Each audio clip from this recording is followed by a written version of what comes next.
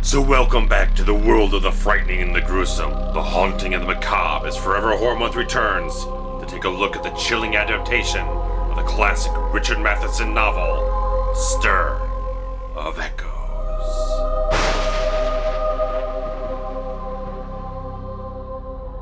Tom Witsey, a Chicago blue-collar worker and family man, is the most ordinary guy in the world. However, after he gets hypnotized at a neighborhood party by his sister-in-law Lisa, Tom changes. He begins to see things he can't explain and hear voices he can't ignore. Meanwhile, his son Jake has an imaginary friend who turns out to be the ghost that is terrifying and driving Tom towards strange ends.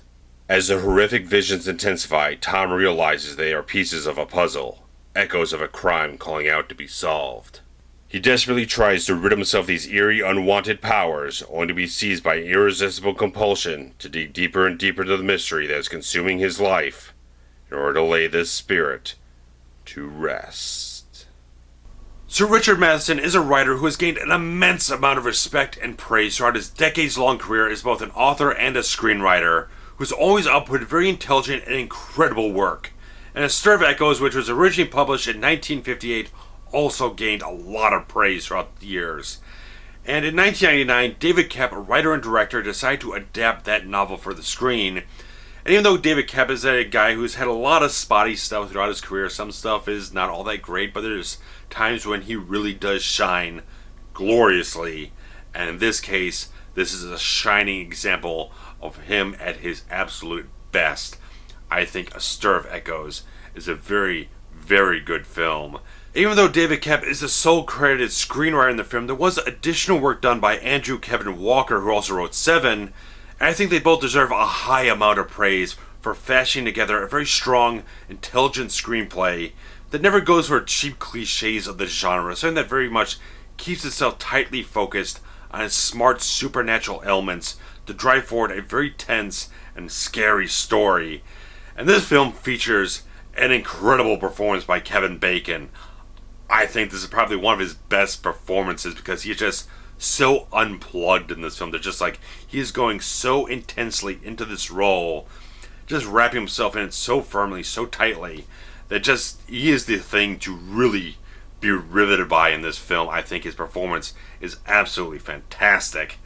And I think he does such a great job of inhabiting this very blue-collar type of guy in Tom Witsey that he brings such a authentic quality to the character with a Chicago accent, the scruff on his face, the hairstyle, the clothes he wears. Everything is just so fully absorbed in that type of character and everything that he lives and breathes it convincingly, thoroughly. Everything he does just feeds in it so perfectly and everything. And he has such a great raw physicality in this film. He just looks fantastic. Everything he does, he just got such intense sort of nervous energy about it when his mind gets unlocked and he starts getting all these visions that starts kind of driving him a little crazy, a little psychotic. He's just right on that psychotic edge of everything that just, he is so riveting to see in this film in such a physical, kinetic, energetic type of way. He just brings so much intense physicality into the role. And I like how the film follows Tom from the very start, that we get to see everything through his perspective, so when his behavior becomes a lot more irrational and brazen, we get to continue to relate to the character. That we see the guy before all this happens, and we regress to this increasing insanity that is just overcoming him, this scary obsession that's completely overwhelming his entire life. And we get to see that whole thing at the beginning of the film. Nice, comfortable, warm-hearted type of family dynamic that he has, and how this near psychotic behavior is absolutely completely jeopardizing that great family life that he has. So we get to see a very complex dynamic with this character every step of the way. And like I said, I think Kevin Bacon just does an absolute dead-on perfect and incredible performance in this film. And Kathryn Erbe has such a great performance in this film as Maggie Witsey that she showcases a very strong range of talent between the loving wife and mother and the woman of fire and conviction. When things start to go really off the deep end with her husband, you see that this is a very tough, strong character that can completely hold a run opposite Bacon and the character of Tom Witsey. That there's such a great connection, such a great pairing between the actors, the characters. Everything just fits together so perfectly between them. And the chemistry between Bacon and Erbe has a very heartfelt charm to it. There's just a lot of good quality between them that makes it feel so authentic, that you just have a very strong sense of history between these characters. And that is very much the main strength of this film. But also you got Zachary David Koepp, this young actor who did a very fine job in this role, showcasing that innocence and cuteness that you kind of expect from the role, but he's also intelligent enough to really kind of give a lot of nuanced quality to the role, that in a lot of cases he is acting against complete thin air, and he does a great job with it. There's a lot of actors today that just like, they complain about acting against something that is not there, some kind of CGI creation that they have no idea what's there, and they complain about it.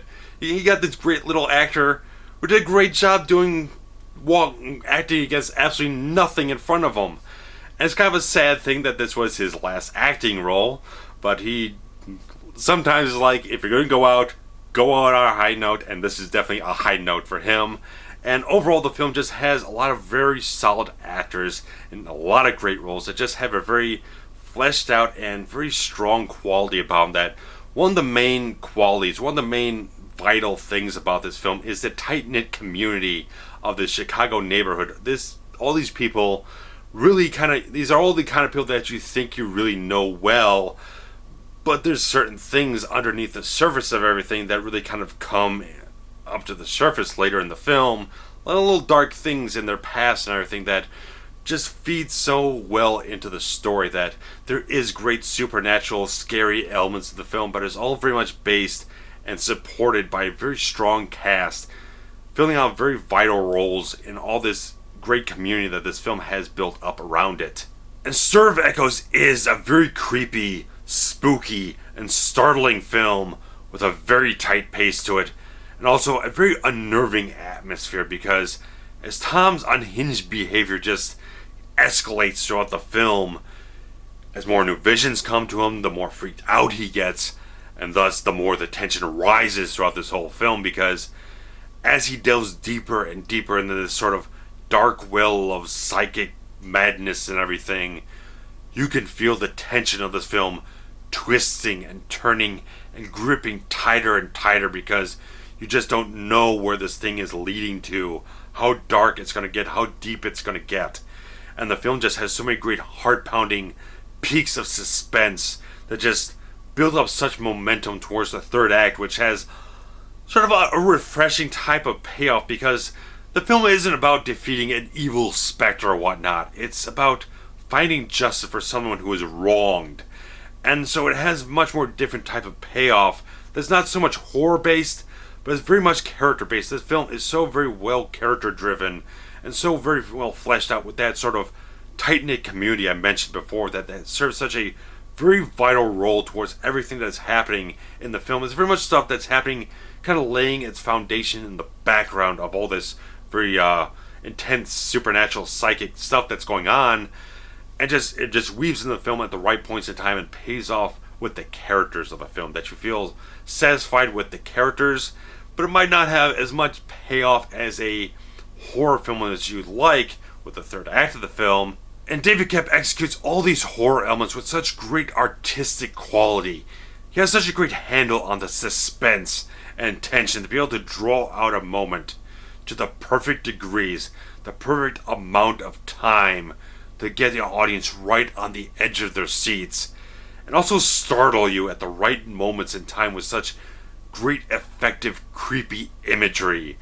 And a lot of graphic disturbing imagery too that really hits Tom at some rather unopportune moments, that this film really gets you unsettled and unnerved almost right from the start of Tom's descent. There's just such great stuff that just adds so much that great sort of somewhat kinetic energy that you see in Bacon's performance. That physical intensity that he has just translates so much. That energy, that unsettling, nervous quality just translates so well into the film and just comes out as such great horror with this film. Just psychological, creepy atmosphere this film just thrives with and everything.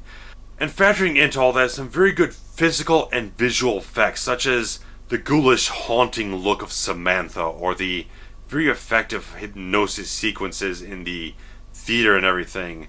And Samantha is portrayed very, very well by Jennifer Morrison, who, when you see her in the flashback sequence before she dies, you see she's a very shy, sort of sweet type of girl, and it adds so much sympathy and sort of tragic quality to the character that when we see this flashback sequence later in the film, you really feel for it, so you really kind of grasp everything that is really going on. It's very convincing and effective in every single way.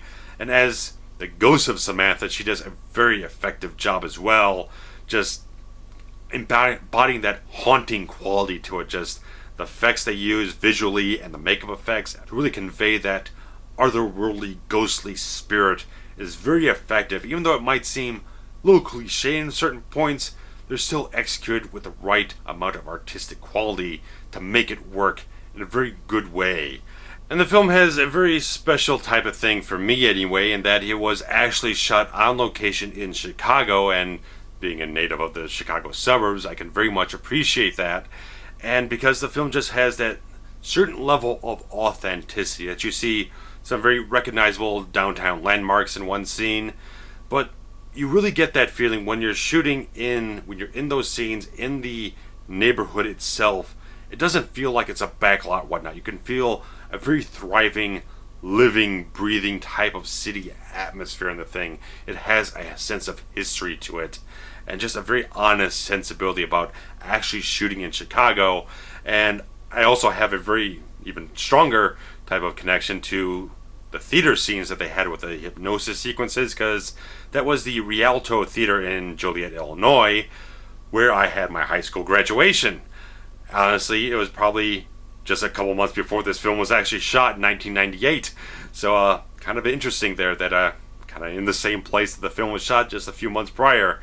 And just they really capture a lot of the city in a very intimate type of aspects in such a great way. I think the film is very well shot. I think it has solid cinematography from Fred Murphy, a very solid score from James Newton Howard. I just think Stir of Echoes is a very good horror film that delivers a lot of great scares, a lot of great atmosphere, something that is very smartly written, intelligently executed, has a lot of fantastic performances in it. Everything this film does, it does exceptionally well. I think David Koepp just hit it right on the dead-on nail with this film. And it's a film that just sticks with me throughout these years. 15 years later, it's just a film that's like, that is such a damn good film that just doesn't get quite as much recognition as it deserves. And hopefully this review will provide you with the incentive to go see it if you haven't. And if you have, I would very much welcome your comments about Stir of Echoes, because like I said, I think it just deserves a lot of attention and recognition. I think it just has a great, compelling supernatural mystery to it that just never goes for anything that's really expected. It's very refreshing in that type of way, that it keeps you guessing throughout the whole film about where one thing is going to lead to the next. I think it's just a really good film that really deserves your attention and recognition. So if you have seen the film, definitely implore you to post some comments to discuss it. If you enjoyed the video review, I definitely enjoy your thumbs up. And I would enjoy you guys sharing the links around to get more people introduced to Forever Cinematic, RavensFilm Productions, and various other things that are happening here. And Forever Horror Month will continue with a lot of vampires and various other things that I have in store for you. And possibly a notable tall man phantasm. Have it on the books for you guys, so stick around. A lot of compelling, scary stuff coming up soon. Take care. Bye-bye.